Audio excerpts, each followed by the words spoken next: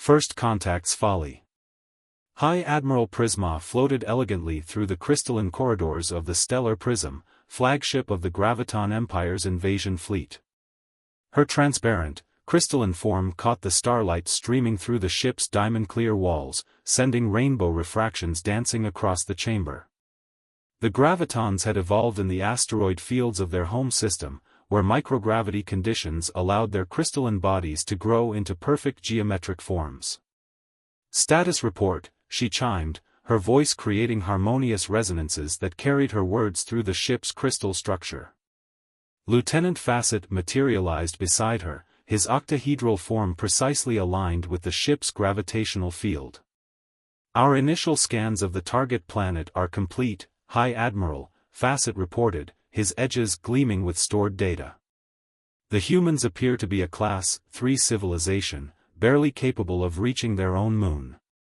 Their primary advantage seems to be their numbers, nearly 8 billion individuals." Prisma's form sparkled with amusement. 8 billion gravity-bound primitives. They waste so much energy just moving around on their heavy world. Our evolution in the freedom of space has made us far superior. The great viewing crystal before them showed Earth rotating slowly, its blue-white surface marbled with clouds. The Graviton Empire had conquered 17 star systems, each time bringing their perfect crystalline order to chaos. Earth would be no different. Their military capabilities?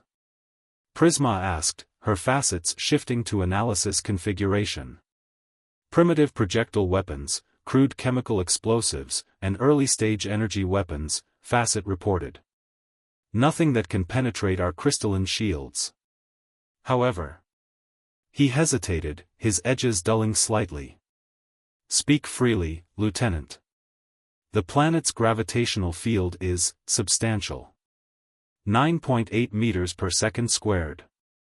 Our environmental fields may struggle to completely neutralize such forces." Prisma's form chimed with dismissive laughter. "Our technology has conquered gravity itself, Lieutenant. We manipulate gravitational fields as easily as humans manipulate their simple tools. A mere planet's pull is nothing to fear."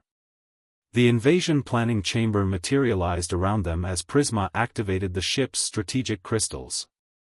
Three-dimensional images of Earth's major cities floated in precisely calculated orbits, their defensive capabilities analyzed and dismissed as irrelevant. "We will begin with their largest population centers," Prisma declared to her assembled officers. "New York, London, Beijing, Tokyo, simultaneous strikes to demonstrate our absolute superiority. Our gravity nullification fields will ensure our forces operate at peak efficiency." Commander Lattice, her most experienced field officer, aligned himself with her gravitational plane. "The human defenders will be helpless against our crystal tech weapons. Their bullets will shatter harmlessly against our facets, while our graviton beams will slice through their primitive armor like solar wind through comet dust." "Precisely," Prisma agreed, her form glowing with anticipated triumph. "We are the Graviton Empire. We have brought crystalline perfection to countless worlds. These gravity-bound humans will witness true evolutionary superiority." Throughout the fleet, thousands of Graviton warriors prepared for battle. Their crystalline bodies had been grown and shaped for perfect space combat, each facet precisely aligned to channel energy weapons. Their gravity nullification technology had made them unstoppable in every previous conquest. "Launch the probe drones," Prisma commanded. "Let us see how these humans react to their first taste of superior civilization." Across Earth, humans were about to discover that sometimes the best defense isn't advanced technology or powerful weapons, sometimes it's as simple as the ground beneath their feet. But for now, Prisma floated in her command chamber, her crystalline form radiating absolute confidence, completely unaware that she was about to learn a rather sharp lesson about the dangers of underestimating good old-fashioned gravity. The probe drones descended through Earth's atmosphere, their crystal shells refracting sunlight into brilliant rainbow displays. In New York, pedestrians stopped to point and record the beautiful but bizarre sight on their phones. In London, traffic ground to a halt as drivers emerged to stare at the crystal shards dancing in the sky. In Beijing, millions of social media posts began documenting the strange phenomena. "Fascinating," Lieutenant Facet observed, monitoring the humans' reactions. "They appear to find our probe drones aesthetically pleasing rather than terrifying. Perhaps their primitive minds cannot comprehend true beauty." Prisma's form shifted impatiently. "They will learn fear soon enough. Prepare the invasion forces. In exactly 6 Earth rotations, we will show these humans what real power looks like." But deep in the ship's crystal memory banks, an ancient warning pulsed unnoticed: "Caution, high-gravity environments may cause extreme structural stress." It was a warning that would have been very useful to remember, had anyone bothered to check the archives of failed invasion attempts. For now, though, the Graviton fleet hung in high orbit, their crystal ships gleaming like artificial stars, while below, humanity remained blissfully unaware that their greatest planetary defense was about to prove itself in the most spectacular way possible. After all, even the most advanced alien invasion force has to obey the laws of physics, whether they want to or not. The weight of pride. The morning dawned bright and clear over Manhattan, perfect weather for an alien invasion. The massive crystal ships of the Graviton Empire descended through the clouds, their faceted surfaces turning the sky into a kaleidoscope of refracted light. Citizens stopped in their tracks, phones raised to capture what looked like massive diamond chandeliers floating above their city. High Admiral Prisma's voice resonated through the Crystal-Tech communication arrays, broadcasting simultaneously across every major city on Earth. "Citizens of this gravity-bound world, witness the perfection of the Graviton Empire. Your primitive civilization shall now be elevated to our crystalline standard." In Times Square, tourists and locals alike gathered to watch the spectacle. A street vendor named Joe Martinez continued serving hot dogs, figuring if it was the end of the world, people might as well face it with full stomachs. $5 each, he called out. Special alien invasion pricing. "Begin the descent," Prisma commanded from her flagship. "Remember your training. Our gravity nullification fields will ensure perfect deployment formation." The bottom of each crystal ship opened like a blooming geometric flower, revealing what should have been an awe-inspiring sight: thousands of crystalline warriors, their perfectly faceted forms catching the morning sunlight. The Graviton troops began their carefully choreographed descent, their bodies arranged in precise geometric patterns that had terrified countless civilizations across the galaxy. That was how it started. What happened next would become the most viewed event in human history. As the first wave of Graviton warriors passed through their gravity nullification fields into Earth's natural gravity well, their graceful geometric formation transformed into something that looked like a massive game of crystal pickup sticks. The aliens' perfectly aligned facets, evolved for the elegance of zero-gravity movement, suddenly discovered what 9.8 meters per second squared feels like. The alien battle cry turned into a symphony of crystalline chiming as the entire first wave hit the pavement. Their crystal bodies, never designed to handle such forces, skittered across the ground like expensive marbles spilled from a cosmic bag. "What is happening?" Prisma's harmonic voice cracked with alarm. "Activate emergency gravity compensation. The compensators are overwhelmed." Lieutenant Facet's panic made his usually perfect resonance sharpen to a screech. "The planetary gravity field is too uniform, we can't establish stable countergradients." Down on the street, the initial human reaction of terror had quickly transformed into confusion, then amazement, and finally uncontrolled laughter. A group of physics graduate students from NYU had already started taking measurements and live-streaming their analysis. "Fascinating," one shouted over the crystalline chaos. "Their molecular structure appears completely unsuited for compression under standard gravity.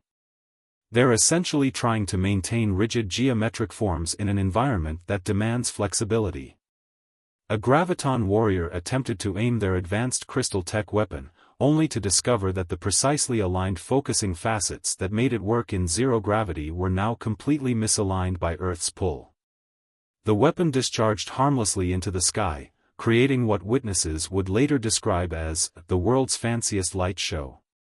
In Central Park, a squad of NYPD officers watched in bewilderment as a group of graviton soldiers tried to establish a defensive position. Their attempts at an intimidating crystal fortress formation resulted in what looked more like a modern art installation gone wrong, with alien warriors sliding helplessly across the grass. "Should we, do something?" one officer asked his sergeant. The sergeant watched as a graviton warrior tried to climb a tree for tactical advantage, only to discover that their crystalline appendages were better suited for elegant space maneuvers than bark gripping. "I think gravity's got this one covered, Johnson." Inside the Pentagon's Emergency Command Center, General Isabella Martinez, no relation to the hot dog vendor, stood before the Joint Chiefs of Staff, struggling to maintain military decorum. The massive screens behind her showed live feeds from cities around the world, each displaying variations on the same incredible scene. "As you can see," she managed, pausing to clear her throat, "the alien invasion force has been effectively contained." The screen showed a graviton commander attempting to rally their troops, only to have their inspiring speech interrupted by their own slow, inevitable slide down a slight incline. "Permission to speak freely, ma'am," a young captain raised his hand. "Granted," General Martinez replied, already anticipating what was coming. "Are we sure this isn't some kind of intergalactic performance art?" The room erupted in poorly suppressed laughter. Even the chairman of the Joint Chiefs had to pretend to study his papers to hide his grin. Back in New York, the situation had evolved from military crisis to viral sensation. #Crystal Crash was trending worldwide, with millions sharing videos of graviton warriors discovering Earth's gravity in increasingly spectacular ways. A particularly popular clip showed a group of aliens attempting to form their famous diamond spear attack formation, only to create what social media quickly dubbed the world's largest game of crystal Jenga. High Admiral Prisma watched in horror from the gravity-controlled environment of her flagship as her invasion force was reduced to what looked like a citywide display of failed crystal sculpture installations. Some of her warriors had given up entirely and were now just lying where they fell, their facets dulling with what xenobiologists would later identify as the crystalline equivalent of embarrassment. "We must adapt our strategy," she declared, her voice no longer carrying its usual harmonic confidence. "Clearly, these gravity-bound primitives have developed some kind of advanced gravitational defense system." Lieutenant Fassett, who had wisely remained aboard the ship, attempted to explain. "Actually, High Admiral, I don't think they've developed anything. This appears to be their planet's natural gravitational field. Our intelligence may have underestimated its significance." Before Prisma could respond, a new crisis emerged. Earth's rotation was carrying their ships into the planet's shadow, and the temperature change was starting to affect their crystal tech systems. The first signs of stress fractures were appearing in their gravity nullification fields. "This isn't over," Prisma announced to her troops, trying to salvage some dignity from the situation. "We are the Graviton Empire. We have conquered 17 star systems. We will not be defeated by mere planetary physics." Down below, a New York City tour guide had already adapted his routine, and on your left, you can see the remains of this morning's alien invasion attempt. "Remember folks, pictures are allowed, but please don't tap on the crystals, they're having a rough enough day as it is." The internet was having a field day. Memes spread faster than the invasion force could fall. They came in peace, they left in pieces. Gravity, Earth's first and last line of defense. One small step for man, one giant faceplant for alien kind. As the sun set on humanity's first alien invasion, one thing had become crystal clear: sometimes the best defense isn't advanced technology or powerful weapons, sometimes it's just the simple, immutable laws of physics. Humanity's natural defense. The United Nations Security Council chamber buzzed with an energy never before seen in its long history.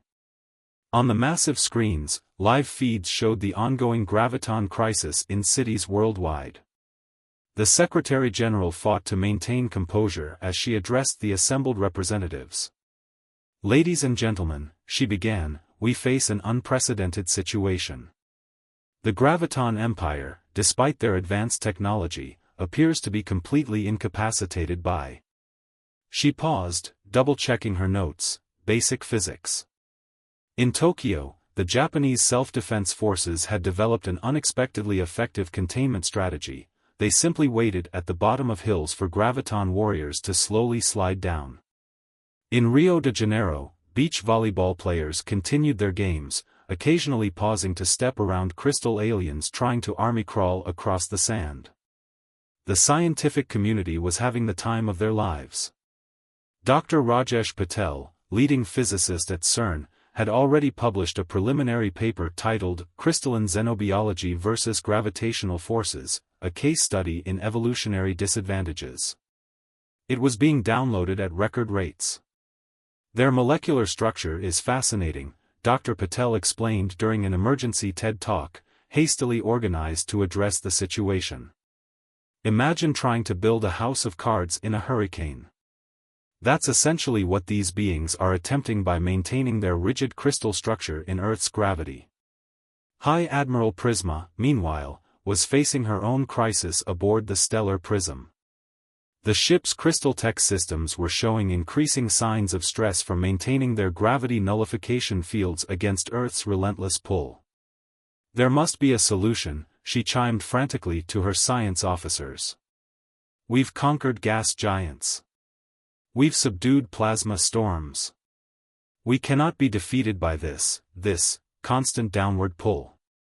Actually, one junior science officer named Quartz timidly resonated, "Those other conquests were in environments where we could manipulate gravitational fields in localized areas. Earth's gravity is uniformly distributed across its entire mass. It's like trying to cancel out an ocean with a bucket."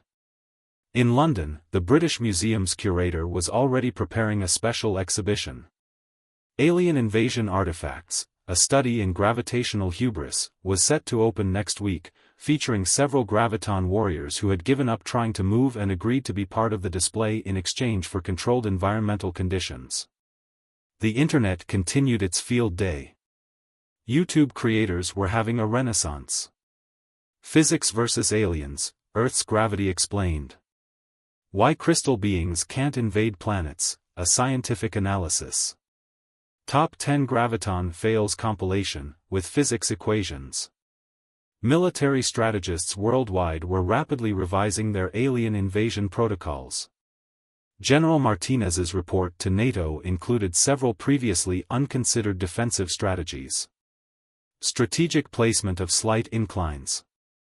Deployment of slip and slides. Installation of rotating platforms. Creation of designated alien containment zones, basically just flat areas with edges. The Graviton Empire's reputation across the galaxy was suffering unprecedented damage. Other spacefaring civilizations had picked up Earth's broadcasts, and the invasion footage was going viral on intergalactic social media platforms. "Did you see the one where they tried to form a battle pyramid?" a methane-based life form posted on Facebook. "I haven't laughed this hard since the Blob Empire tried to invade that magnetic planet." Back on Earth, humanity's response continued to evolve. In San Francisco, a tech startup had already developed an app that tracked graviton warrior locations, rating them by slide potential and crystal clarity. Silicon Valley venture capitalists were throwing money at anything with crystal or gravity in the pitch. Street vendors near affected areas began selling "I survived the crystal crisis" t-shirts and "Earth's gravity, don't leave home without it" bumper stickers.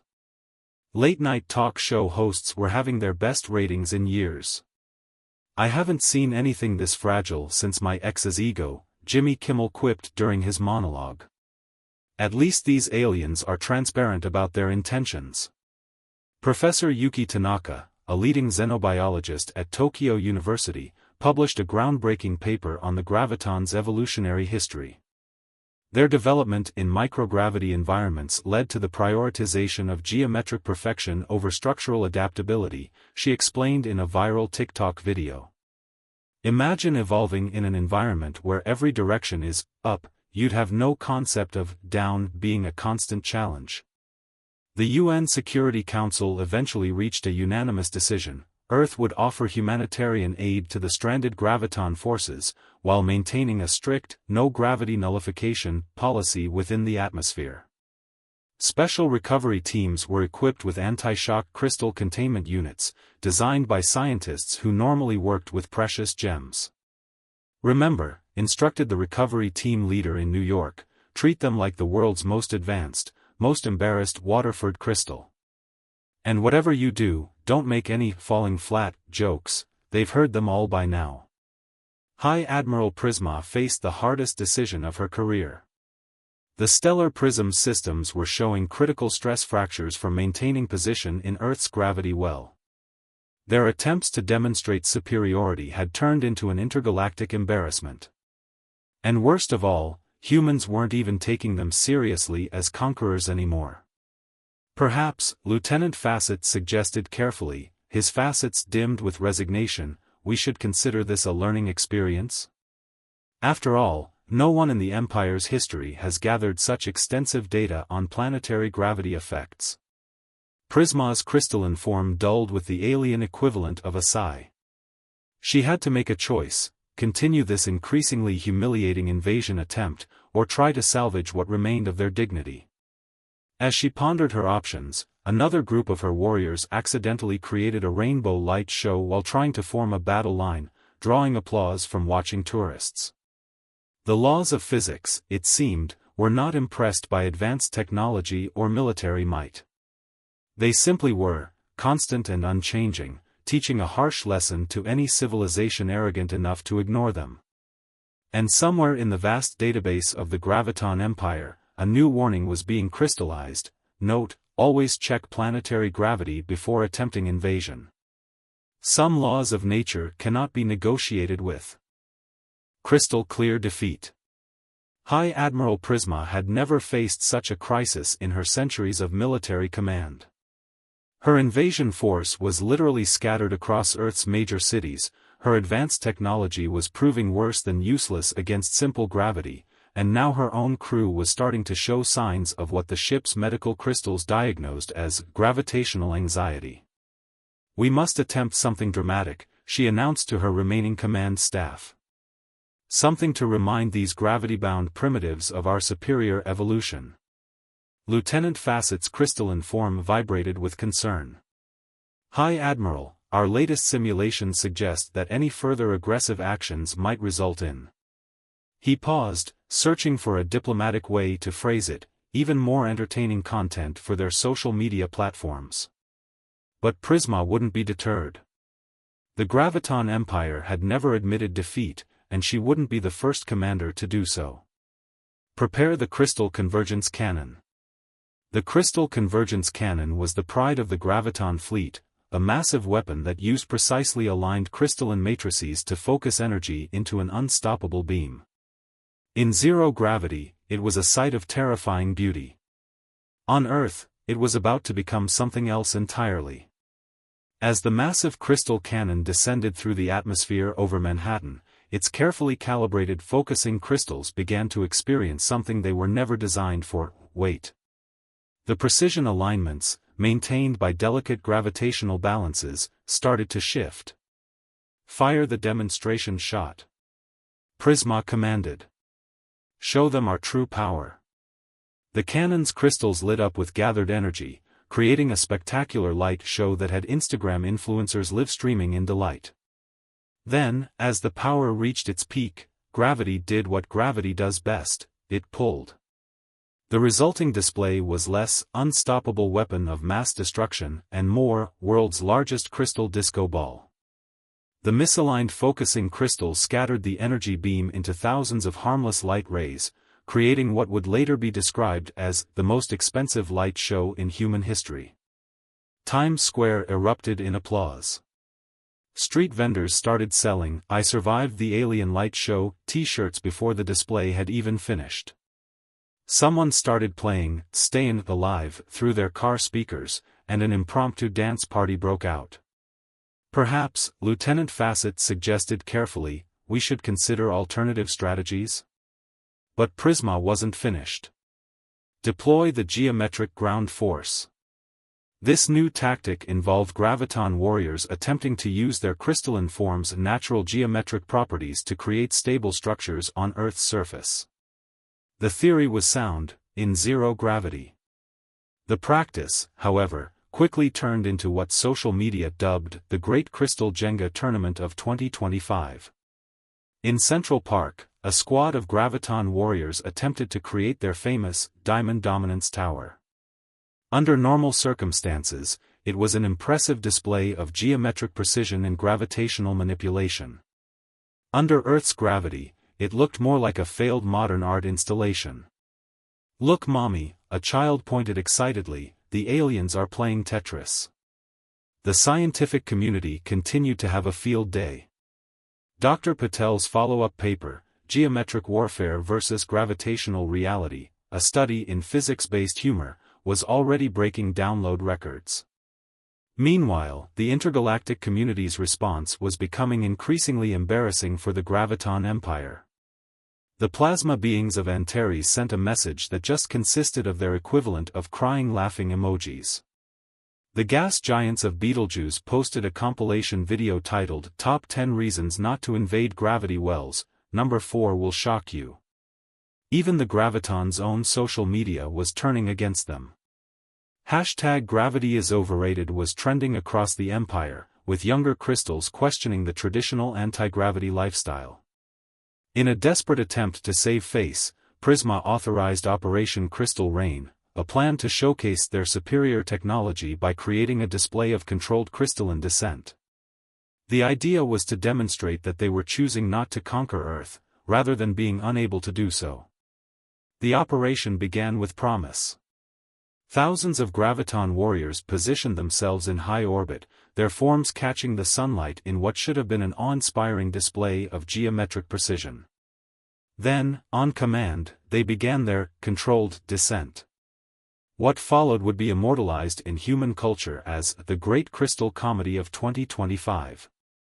As each warrior entered Earth's atmosphere, their carefully planned formation devolved into what looked like a game of geometric pinball.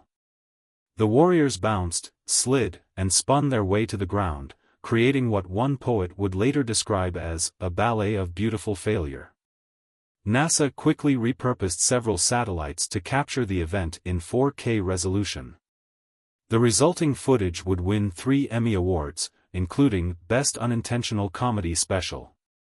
The final straw came when a group of elementary school students in Seattle started a successful Kickstarter campaign titled "Help Us Explain Gravity to Aliens." The campaign, which offered to send illustrated physics textbooks to the Graviton Empire, raised over $2 million in its first hour. "They're just trying to help," Lieutenant Facet pointed out to an increasingly distressed Prisma. In their own, somewhat humiliating way. In the United Nations, delegates were drafting a resolution that managed to be both diplomatic and subtly sarcastic. It offered humanitarian aid to our crystalline visitors who find themselves unexpectedly constrained by fundamental physical forces, while also recommending a comprehensive review of basic planetary physics for all future potential invaders. As Prisma floated in her command chamber, watching another group of her warriors accidentally create a rainbow light show while trying to maintain battle formation, she had to face a harsh reality. Sometimes the most advanced technology in the galaxy is no match for simple, unchangeable physical laws. Perhaps, she finally admitted, her crystalline form dulling with resignation, we should have paid more attention in basic physics class. Gravity of the situation. The emergency meeting of the Graviton Empire's High Council was not going well. The crystalline chambers of their governing forum, usually a model of geometric perfection, were filled with the discordant chiming of angry voices. 3,000 years of imperial expansion, undone by a simple gravitational field. Elder Crystal Apex's voice resonated with disgust. Hi Admiral Prisma, explain how you managed to turn our mighty empire into an intergalactic laughingstock. Prisma's form dulled with embarrassment as she displayed the latest data crystals. The footage showed her warriors still scattered across Earth cities, many now serving as popular tourist attractions. In Paris, a group of Graviton soldiers had been incorporated into a modern art exhibition titled The Weight of Hubris. In Tokyo, several warriors had agreed to participate in a physics demonstration at a science museum, helping schoolchildren understand the concepts of gravity and crystalline structure. The humans, Prisma admitted, have been unexpectedly accommodating. Indeed, humanity's response to their failed invaders had evolved from amusement to scientific curiosity to something approaching sympathy. Dr. Rajesh Patel and Professor Yuki Tanaka had collaborated on a groundbreaking paper, Adaptive Engineering Solutions for Extraterrestrial Crystal Beings in Gravitational Environments. We're not looking to change their fundamental nature, Dr. Patel explained during a TED Talk that was being broadcast across Earth and, unknowingly, to a much wider celestial audience. Rather, we're developing ways to help them interact with gravitational environments while maintaining their crystalline integrity. The human scientific community had thrown themselves into the challenge with enthusiasm. Teams at MIT, CERN, and other institutions worldwide were developing what they called gravity compensation suits, essentially exoskeletons designed to help graviton warriors maintain their geometric form while moving in Earth's gravity. Think of it like a walking crystal display case, Professor Tanaka explained, demonstrating a prototype. It provides structural support while allowing them to maintain their natural crystalline configuration. The first successful test of the technology had gone viral across both human and alien social media. A graviton warrior named Facet, formerly Lieutenant, now the unofficial ambassador to Earth, had managed to walk across Times Square without sliding, shattering, or accidentally creating a light show. The applause from the gathered crowd had created harmonics that made his crystalline form resonate with what xenobiologists identified as joy. Perhaps, Elder Crystal Apex grudgingly admitted, watching the footage, there is something to be learned from this debacle. The humans, it seemed, had a peculiar ability to turn potential disasters into opportunities for advancement. Universities across Earth were now offering courses in xenocrystalline engineering and comparative gravitational biology. The first human graviton cultural exchange programs were being established, with human scientists visiting the Empire's zero-gravity habitats while graviton scholars carefully studied Earth's gravitational phenomena from specially designed research platforms. High Admiral Prisma, in what would later be regarded as a masterful piece of political crystal gazing, declared the entire invasion an intentional cultural exchange mission. Her official report to the High Council claimed that the operation had been designed to test human resourcefulness and establish diplomatic relations through a controlled crisis scenario. Nobody believed her, of course, but it provided a face-saving way to transform a failed invasion into a successful first contact. The intergalactic community's reaction gradually shifted from mockery to intrigue.